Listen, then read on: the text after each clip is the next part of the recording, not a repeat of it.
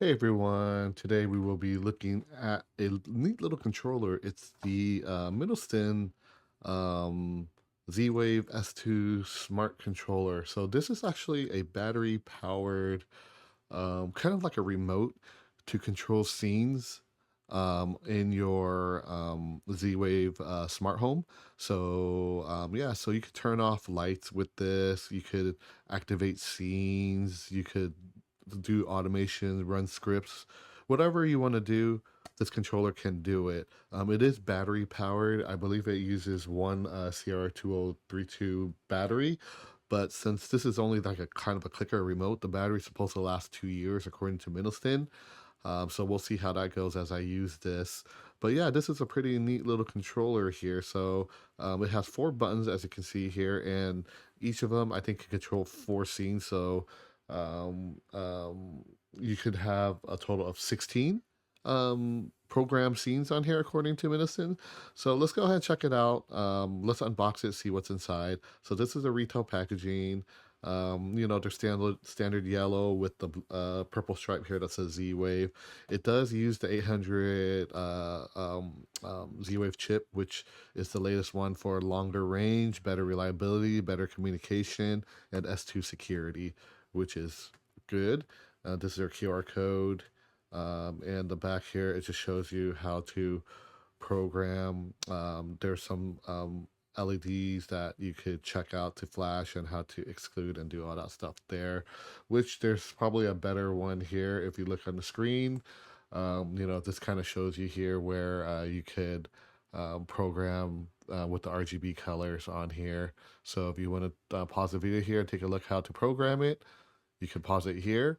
But aside from that, we'll go ahead and go back to the product and we'll take a look at it and let's open it up and see what's inside. So yeah, so this is pretty cool.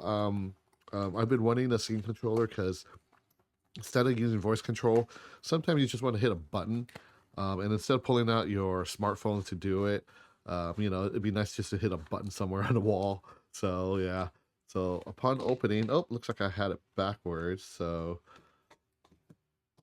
that's looks like there's some magnets there. Interesting.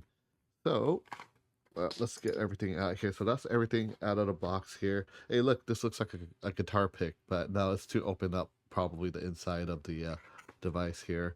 So you get your instructions. So this is your instructions here. Let me open it up. If you guys want to pause the video to take a look at the actual written instructions, you could do so right here. And then this is the back. If you want to check it out, you could pause the video. So looks like there's the access port there to access the battery in here, as you can see. So you can open the remote. So let's go ahead to take a look at that. So that's what this little tool is. So you get this thing here to open it up, which it's kind of cool that they provided this. You get two drywall anchor screws, and then they give you some mounting screws for probably for the drywall, and two of the accessory screws for the plate, which is painted white. So you could pretty much use the plate. So looks like it's kind of cool that they give you the faceplate too, so you can actually put it on the wall if you want. And it kind of looks like a normal switch. Looks like a magnetic the magnetic base in the back. Oh, okay. So basically, it looks like if you take this protective thing off, so how you install it is you install this part on the wall with, if you need to put on drywall, you got to use these, and then you put two screws here. You put it over this guy here. All right, so I'm an idiot. So it looks like when I was showing you guys earlier, I was showing it like this, which is wrong. So I thought I was figuring why this was double stick here. So it's actually this side. So this is kind of um, it's a little bit padded material. It's kind of rubberized. It feels like some kind of rubber. It's just so that when you put this on here, it's magnetic. So it doesn't scratch the back of the remote, and it makes it look a little bit more elegant, honestly. So this is how you would install it. So it would be you could double stick this onto your wall, or if you want, you could use the drywall screws. And then, yeah, so they give you 2 anchor drywall screws, and then these are the extra screws that they give you. So, these I think are regular screws, and these are, um, I don't know, these might be just straight to drywall. So they give you a couple options here. So basically, you would anchor these into your drywall. Then you would screw this into the anchors, right?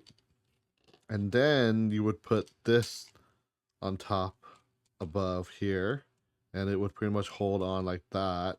And then you would use your the right screws that they give you and screw it on like this, right? So, and then the remote would stay on top like that, and then you could pull it out whenever you want. That's how it works. I had it backwards, which was incorrect. So that was my bad. So make sure that you do it properly because I'm a noob. And that's how you would install this guy here. You do have the option of not using it at all, and you could just use this double-sided adhesive, I think, that they put on here. Stick this on the wall, right? Then just put this panel on top, and then just use these screws to hold in the panel, and then put that on like that. So that way is probably the way I'm going to do it, because I might move stuff around, and instead of having holes in a wall, these things are so light, this remote is so light, that double-sided screws should be able to hold it on without any issues. So yeah, so make sure that you install it properly and don't be a noob like me. So let's take the protective piece off of here. So the button feels okay. I mean, doesn't feel like the best for other high quality stuff that I press. This is probably like a normal type button, so I think it will last quite a bit. But the feel of it, um, it does feel a little on the cheaper side. I mean, these are plastic buttons, but you know what? That's fine. You're not going to use it all the time. You're just probably going to click it on to initiate your scenes. So the back here, just nothing much. It just has the pairing QR code. And then to open it up, you pretty much use this tool here and just kind of open it up in here, and then we'll look at the inside. So like I said, kind of nice that they provided this. So we're going to open it up. And then this is the inside. Oh, it looks like it has 2 batteries. The website showed one, but maybe there's a redesign on it. So yeah, so you could actually, there's actually 2 batteries, so it probably lasts longer. And right now it's not being used, so we pretty much just need to pull the tabs to activate it. So easy enough. So I'm going to pull the batteries to get it activated. And this sticker here just shows you how to pull the battery out if you need to replace it. So you push this up and push this out to replace the battery. I'll leave that in there for future reference. And I'm going to put this back together. So right now, I'm going to pair it. So let me move over to the screen so you guys can see what I'm doing when I'm pairing it.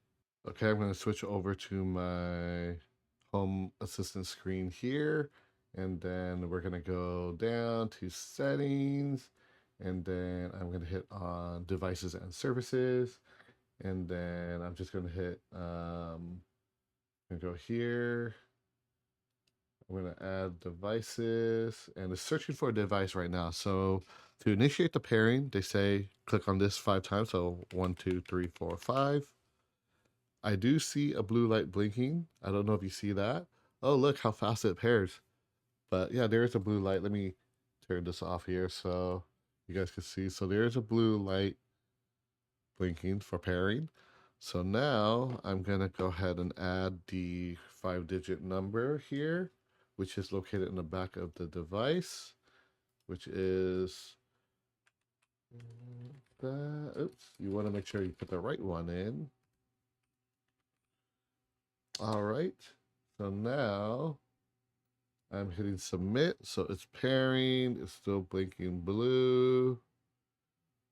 It's adding the device now. This is being done in real time, and it looks like it got everything. So I'm gonna go ahead and close it. Oh, here it is. S2 remote smart switch. So I'm gonna go ahead and click onto it, and here you go. As you can see, it sees 4 scenes here. So this is the information that it picked up. So firmware is up to date. You could ping it. Let me see, there's a few entities on here that you could turn on that is off. Battery levels 100%, last seen 1 minute ago. Low battery levels is normal. And there's a couple entities in here that is not activated, that is disabled. So yeah, so this is pretty much the remote here. So let me see. I think if you press each one. Okay, so there's 4 scenes here, and as you can see, I pressed one, and it kind of tells you when it was pressed. So 8 seconds ago, I'm going to press the second one. There, scene 3. Press the second go, scene 4. So it looks like it does see the buttons. I just kind of need to program it. So every time you hit it, it kind of knows and keeps record of it. So what I'm gonna do is let me create a scene here. So we already have the entity called scene. What was it called? So S2 remote scene 1. So what I'm gonna do is I'm gonna just go ahead and go here, devices and servers. So I'm gonna set up an automation. Let's create a new one, and I'm gonna go ahead and for the trigger, I'm gonna select the scene. So let's choose the device. I think it's called, was it S2 remote control switch, right? And then, so these are the triggers that you can use. Obviously, we're gonna probably use which one is it? Um, Probably this one here. And then value would be when key is pressed. So yeah, so you could actually tell it when it's pressed, when it's released, when it's held down to activate a few things here. So I'll do key pressed. And then I'm gonna go ahead and just choose a device here to turn on. So I'm gonna turn on my light switch in my room for now. So let's turn on my front TV lights. So I'm just going to save it and call it test. So creating the first automation here, if you hit the button, it turns off on the lights, as you can see. So it just turned on my room light here. So we just set up one automation, so we could set the automation on the bottom here to turn off the lights. So we would go to trigger, go to device, look for the remote control, and then we're gonna do scene 2, which is this bottom button here, right? So you go to scene 2, and then when scene 2 gets triggered, um, what we want to do is actually, you know what? We probably want to do a selection here. So I'm going to delete this. I'm going to add a building block where it's going to choose, right? So now we're going to add a condition here. So we could add a condition of trigger by, and then we'll go back up to here. So we'll go ahead and create a trigger ID. So let's see. So we'll do this as turn on, and then we'll do trigger ID here, turn off. Okay, so now that the trigger ID is made, so now for this option here, you see where it says turn on. So I made a condition where when you hit the turn on from the first one here, it will add an action to turn on. Let's do turn on. Let's do the backlights. It's a little bit brighter. And then after that, I'm going to add an option 2, right? You're going to add condition, the trigger name, which turn off. And then I'm going to add action, device, look for my room, and then we're going to turn off the backlights. So that's the automation now that I just created with this remote. So now if you look, um, the automation, so there's two things what it can do with this remote. So you could, so when you turn on, right, key press on scene one, which is the first one, it will go down here, choose two actions, turn on function here will turn on the lights, as you can see here, right? And then to turn it off, which is scene two, which is the second button on the bottom here. I forgot to move key pressed. So make sure that you put key press. You want to go down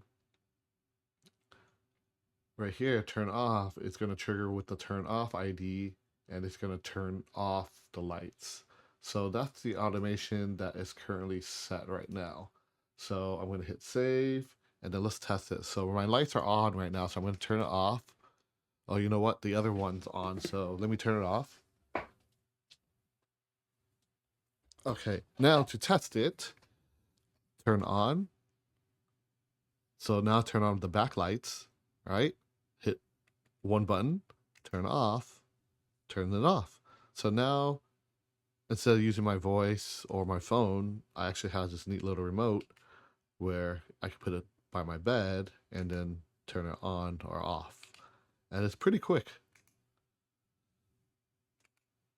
It's not bad. It's like slight lag, maybe a few milliseconds. So just to show you guys here, right? So I just clicked it on, clicked it off. And as you can see, it shows you when it's triggered. So when I hit the button, triggered, hit the button again, off. So yeah, that's how you program it. And I noticed on the program here, you can actually set these buttons to different intervals.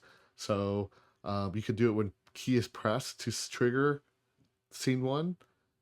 When it's released, it could trigger something. When you hold it down, it could do it. When you double press, it will do something, or triple press, it will do something. So you could hit the trigger, you could set the trigger points to do multiple scenes. So that's why earlier they said that you could do up to 16 scenes with the 4 buttons, but I see 1, 2, 3, 4, 5. So 5 times 4 with this 4 scenes, I think you could do 20 scenes on this. So it doesn't have to just be a single press. So you could actually program it so that it's one press, release, hold down, press 2 times, or press 3 times. Well, actually, technically, the release is is kind of together with the pressed.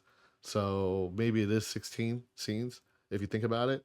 But yeah, it's kind of cool that that it's built in that you could do multiple levels of pressing on the buttons to trigger different scenes. So yeah, so that's pretty much it. That's how you would program it in Home Assistant. So this is again, this guy is paired um, to my Home Assistant, which has my Z-Wave controller, which is if you look here, I'm using the actually, let me go back. So if you go to Minoston,